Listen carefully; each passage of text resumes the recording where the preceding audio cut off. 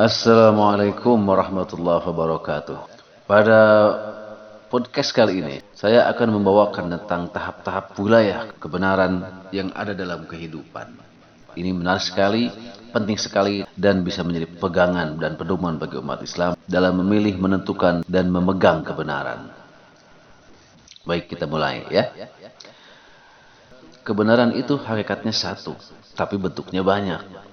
Ada kebenaran agama, ada kebenaran filsafat, ada kebenaran ilmu pengetahuan, ada kebenaran hukum, ada kebenaran logika, dan lain-lain. Kebenaran itu ada pada nabi, pada ulama, pada filosof, pada pemikir, pada intelektual, atau pada orang biasa dan orang awam yang berpikir sederhana. Kebenaran ada di timur, ada di barat, ada di masyarakat muslim dan di masyarakat barat yang menganut sekularisme. Dari sekian banyak bentuk kebenaran, orang sering kebingungan menempatkan kebenaran mana yang harus diikuti dan dijadikan pedoman. Karena yang namanya kebenaran, di Islam dan di luar Islam, hakikatnya sama saja. Yang namanya kebenaran ada di Islam, ada pada Nabi, ada pada ulama, ada pada orang Barat, non-Muslim, bahkan pada pemikir sekuler sekalipun. Tapi kebenaran mana yang harus diikuti? Tidak sedikit orang jadi bingung mengikuti kebenaran. Bagaimana seharusnya menempatkan kebenaran yang banyak ini? Orang akan bingung bila tidak memiliki pedoman dalam mengikuti kebenaran. Nah, yang akan saya jelaskan ini adalah pedoman bagi kaum muslimin untuk mengikuti kebenaran yang bentuknya banyak itu. Mana yang harus lebih diutamakan dan diikuti. Mana kebenaran yang terendah sampai kebenaran yang tertinggi. Pedoman ini akan semakin memahamkan kita semua sebagai kaum muslimin untuk memahami kebenaran. Dan mana yang harus lebih diikuti dan mana yang harus ditinggalkan. Terutama bila antara kebenaran satu dengan kebenaran lain itu seperti bertentangan. Nah, jadi dalam kehidupan ini ada 5 wilayah kebenaran yang bisa kita pahami, kita pilih-pilih, kita ikuti dan kita pegang sebagai sebuah pedoman hidup. Sebelum saya lanjut, mohon tidak heran dengan istilah-istilah ini karena ini originalnya dalam bahasa Sunda, ya, istilah-istilahnya. Tapi tentu saja saya jelaskan maknanya. Nah, 5 wilayah kebenaran itu, pertama adalah kebenaran patok atau kebenaran wahyu. Patok artinya batas. Fungsi patok adalah untuk membatasi wilayah. Di sini maksudnya adalah wilayah inti agama, wilayah kebenaran Tuhan yang mutlak. Kebenaran patok adalah kebenaran wahyu Al-Quran sebagai firman Allah Subhanahu wa Ta'ala. Kebenaran patok adalah kebenaran bunyi teks ayat apa adanya. Panjangnya sekian, jumlah hurufnya sekian, titik, tanpa penjelasan hadis dan tafsir ulama.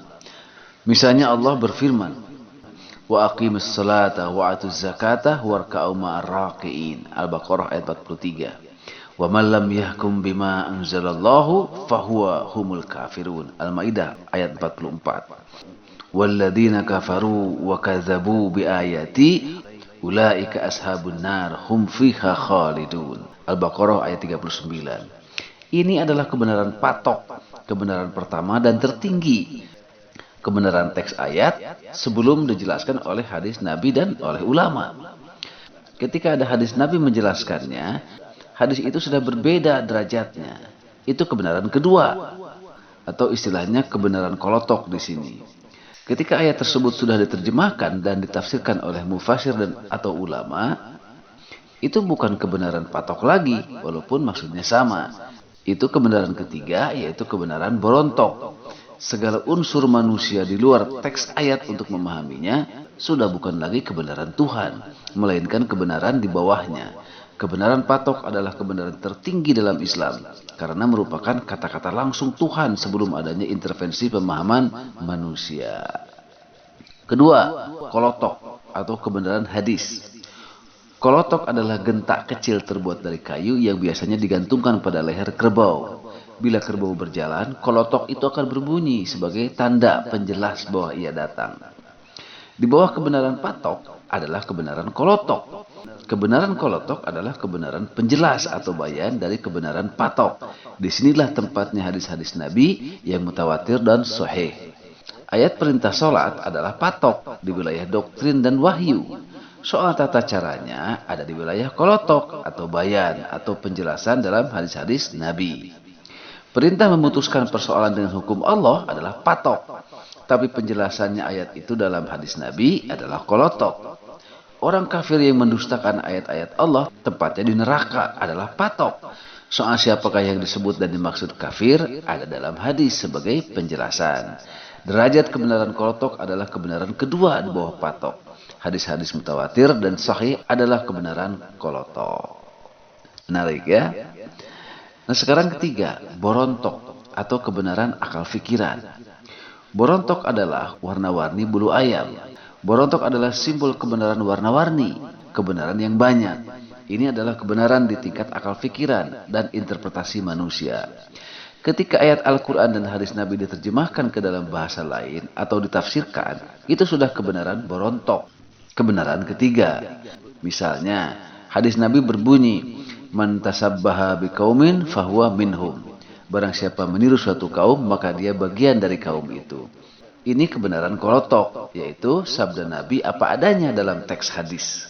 Ketika ada yang menyebutkan atau mencontohkan bahwa tasabbaha itu pakaian barat, dasi, celana panjang, televisi, pesta, ulang tahun, atau handphone, dan sebagainya, itu kata kita, bukan kata Nabi. Nabi tidak menyebutkan seperti yang kita contohkan. Jadi apa yang kita sebutkan contoh-contohnya itu jangan disebutkan kata Nabi.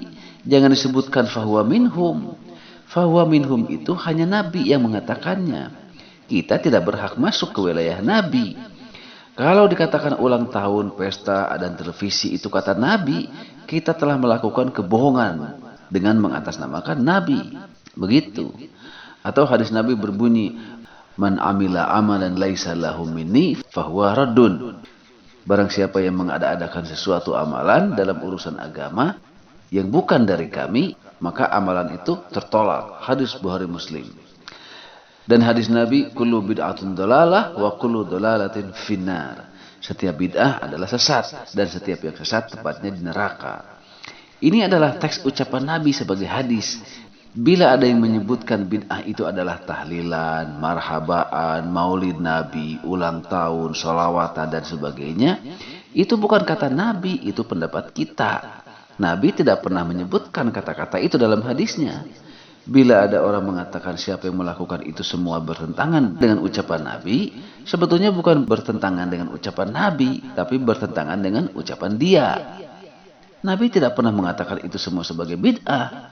Sama juga ada orang mengatakan siapa yang berpendapat seperti itu maka bertentangan dengan Al-Quran. Padahal sesungguhnya bertentangan dengan pendapat dia, bukan dengan Al-Quran. Penjelasan ini mengajarkan kepada kita agar tidak memutlakkan pendapat sendiri, pendapat kita sebagai manusia. Karena kebenaran kita sebagai umat Nabi adalah kebenaran berontok, yaitu kebenaran ketiga.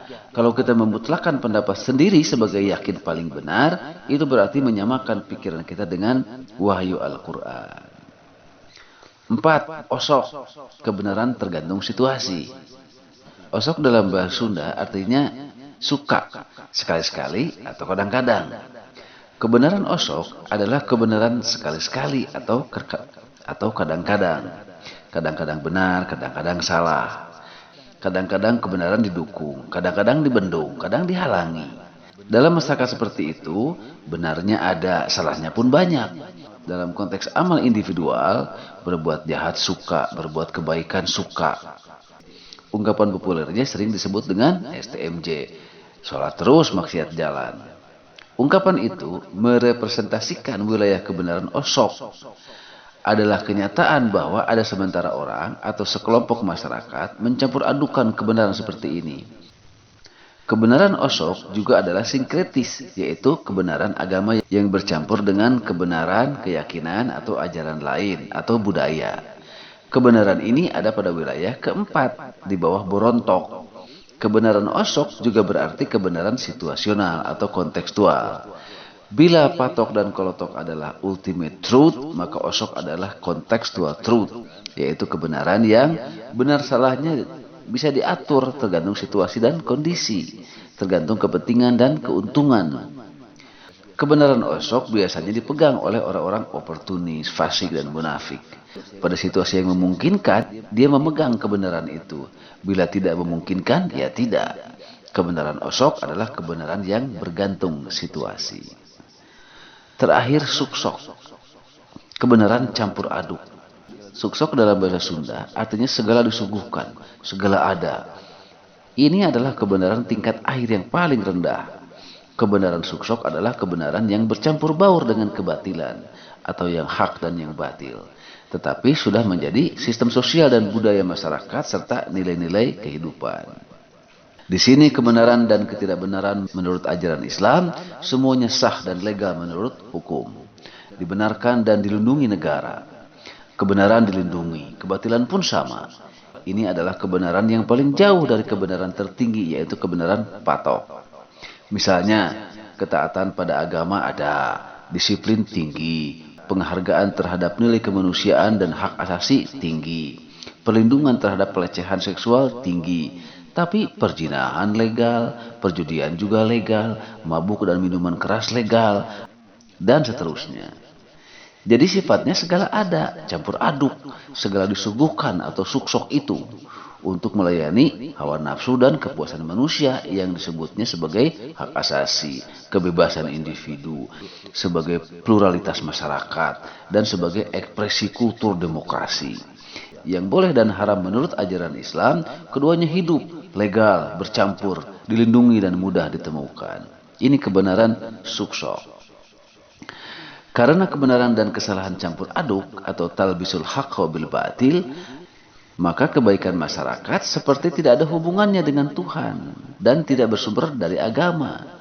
Sistem nilai dan tatanan kehidupan suksok seperti itu tidak ada hubungannya dengan agama atau bersumber dari agama, melainkan bersumber dari kebebasan berpikir dan sosial kontrak yang dibangun di atas hukum sekuler. Sistem kehidupan masyarakat barat modern adalah kebenaran suksok. Masyarakat modern barat membangun sistem kehidupan yang maju, tertib dan teratur, tapi tidak ada hubungannya dengan Tuhan dan akhirat. Tidak ada hubungannya atau bukan sebagai pengamalan ajaran agama, melainkan sebagai hasil berpikir untuk kepentingan duniawi semata-mata. Inilah kebenaran yang paling rendah, yaitu kebenaran di wilayah suksok. Nah, inilah 5 wilayah dan 5 tingkat kebenaran yang memberikan pemahaman kepada kita secara rinci sehingga bisa kita ikuti secara jelas mana tingkat kebenaran yang paling tinggi, yang wajib, yang mutlak kita pegang, mana kebenaran yang rendah dan kemudian yang paling rendah. Dengan penjelasan 5 wilayah dan tingkat kebenaran ini, kita sebagai muslim tidak akan bingung lagi memilih-milih kebenaran, menilai-nilai pendapat para ulama, para pemikir, orang-orang pintar dan sebagainya. Ini kok kebenaran jadi banyak sekali, jadi pusing saya. Itu benar, ini benar, mana yang benar? Nah, nggak akan muncul pandangan begitu kalau yang 5 tingkat kebenaran ini dipahami. Pokoknya kebenaran Quran paling tinggi, titik.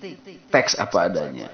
Di bawah Al-Quran adalah hadis Nabi yang sahih dan mutawatir, titik, sudah. Semua pendapat para ulama, semua pendapat para filosof, para pemikir, cendekiawan, intelektual, semuanya di bawah kebenaran Allah dan di bawah kebenaran Nabi.